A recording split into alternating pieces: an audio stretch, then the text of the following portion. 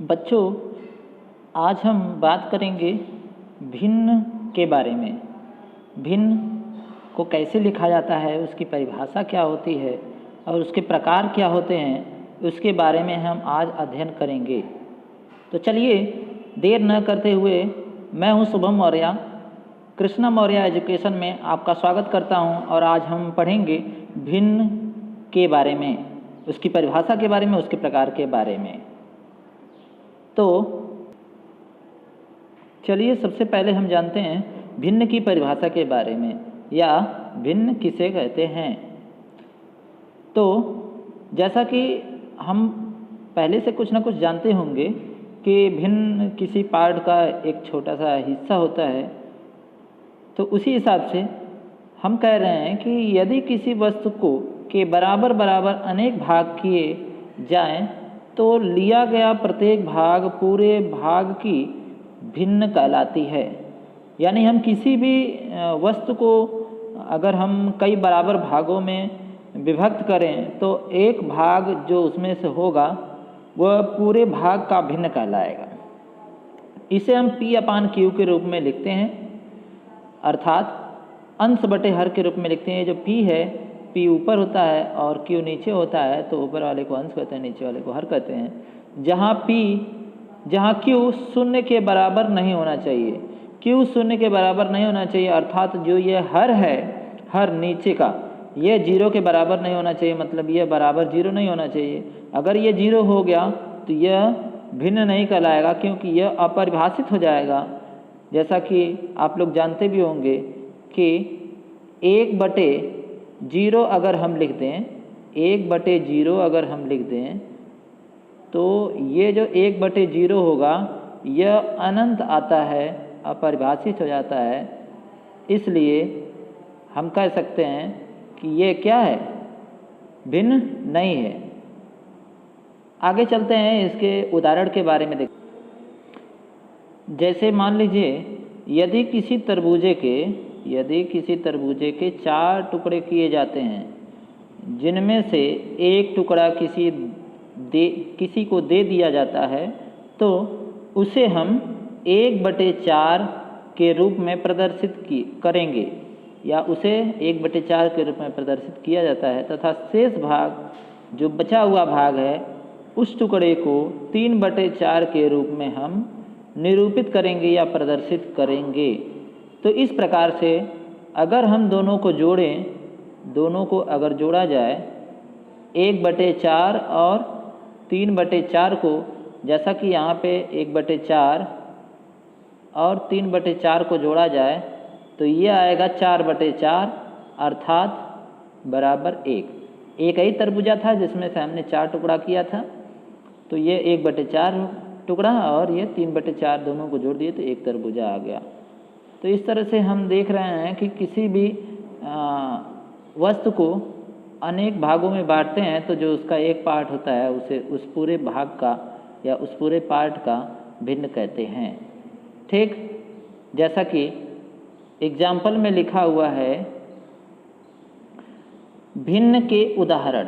भिन्न को हम 1/2, 3/4, 5/6, 8/3 आदि के रूप में लिख सकते हैं। यहाँ एक बात और ध्यान रखने वाली है कि हमें हमेशा ध्यान रखना है कि भिन्न सदैव धनात्मक होती है, सदैव धनात्मक होती है। जो धनात्मक रूप में लिखा होता है अंश और हर के रूप में, वही भिन्न होता है, भिन्न कभी ऋणात्मक नहीं होती है। इसी तरह परमेय संख्या भी होती है। परमेय संख्या को भी अंश बटे हर के रूप में लिखा जाता है, लेकिन परमेय संख्या धनात्मक भी होती है और ऋणात्मक भी होती है। तो ये जो धनात्मक ऋणात्मक दोनों होता है, ये परमेय संख्या होता है। और जो धनात्मक वाला होता है केवल उसे भिन्न कहते हैं, और ऋणात्मक वाले को भिन्न नहीं कहते हैं। अब हम आगे बात करेंगे भिन्न के अवयव के बारे में, अर्थात भिन्न में कौन कौन से भाग होते हैं। भिन्न के 2 भाग होते हैं।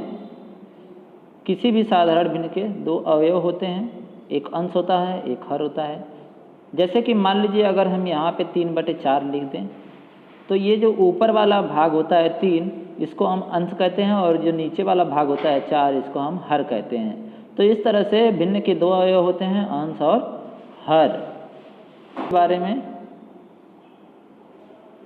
तो इस तरह से हम जानेंगे कि अंश किसे कहते हैं।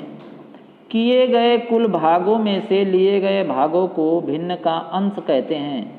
जैसा कि मान लीजिए हम एक वस्तु के 4 भाग कर दिए और उन 4 भागों में से एक भाग हमने ले लिया ये वाला और 3 भाग को छोड़ दिया, तो ये हो गया, जितना भाग लिया गया उसे ऊपर लिखते हैं 1 और जितना भाग था उसे नीचे लिखेंगे 4, 1/4 हो गया। तो इस तरह से ये जो एक भाग हमने लिया इसे हम कहेंगे अंश, जो ऊपर लिखा है इसे हम कहेंगे अंश, और जितने भाग करेंगे किसी वस्तु का उसे हम हर कहते हैं। उसे हम क्या कहते हैं? हर कहते हैं।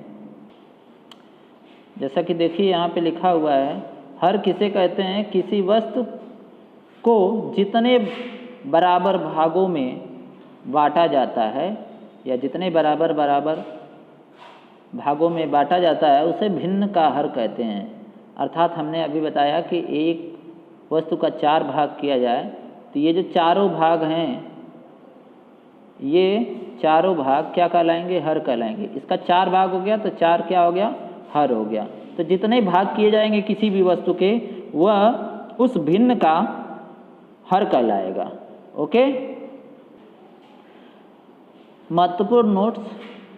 भिन्न में बटे के निशान, अर्थात ऐसा जो निशान लगाया जाता है बीच में, जैसे मान लीजिए 1/4 हमें लिखना है तो हम ऐसे लिखते हैं और ये जो बीच में है ये एक निशान लगा हुआ है, इसको हम बटा कहते हैं। बटे के निशान के ऊपर की जो संख्या होती है उसको अंश कहते हैं तथा नीचे की संख्या को हर कहते हैं। अर्थात बटे के ऊपर वाला अंश हो गया, नीचे वाला हर हो गया। एकदम आसानी से हम पहचान सकते हैं अंश और हर किसे कहते हैं। दूसरा नोट्स है हमारा, किसी पूर्ण संख्या को उसके नीचे 1 लिखकर भिन्न के रूप में निरूपित कर सकते हैं या व्यक्त कर सकते हैं। जैसे मान लीजिए यहाँ पर 2 लिखा हुआ है तो 2 के नीचे अगर हम 1 लिख दें तो यह भिन्न हो गया। ठीक, तो इस तरह से जितनी भी पूर्ण संख्याएं हैं सारी पूर्ण संख्याएं भिन्न कहलाती हैं, या जितने भी पूर्ण संख्या है 0 को ले करके, जैसे मान लीजिए 0 लिखा है तो 0 के नीचे भी 1 लिख करके इसे हम भिन्न बना सकते हैं। तो सारी पूर्ण संख्याएं भिन्न के रूप में परिवर्तित हो सकती है उसके नीचे 1 लगा के। ठीक है, भिन्नों का चित्रमय निरूपण। चित्र के रूप में हम कैसे दिखाएंगे कि भिन्न कैसे हम प्रदर्शित करते हैं? तो जब हम किसी भिन्नात्मक भाग को किसी चित्र के द्वारा प्रदर्शित करते हैं तो यह भिन्नों का चित्रमय निरूपण कहलाता है। तो चित्र के द्वारा कैसे प्रदर्शित करते हैं आइए देखते हैं इसके बारे में। जैसे मान लीजिए 1/2 को भिन्न के चित्र के रूप में प्रदर्शित करना है तो हम कैसे प्रदर्शित करेंगे?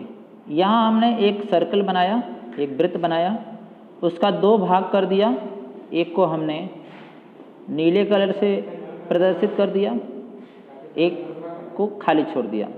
तो ये जो 2 भागों में हमने इस वृत्त को बांटा है, इसका एक भाग जो आधा होगा, या तो नीला वाला भाग या तो सफ़ेद वाला भाग, ये पूरे वृत्त का 1/2 भाग कहलाएगा। 1/2 अर्थात आधा। उसी तरह से हमने यहाँ पे आयत को 2 भागों में बांट दिया, 2 बराबर भागों में बांटना है। यहाँ पे अर्धवृत्त बनाया, इसको 2 बराबर भागों में बांट दिया। तो ये तीनों जो स्थितियाँ हैं, तीनों चित्र की जो स्थितियाँ हैं, वृत्त का और आयत का और अर्धवृत्त का, ये तीनों स्थितियाँ 1/2 भिन्न को प्रदर्शित करती हैं। अब हम अध्ययन करेंगे भिन्नों के चित्रमय निरूपण पर आधारित प्रश्नों के बारे में।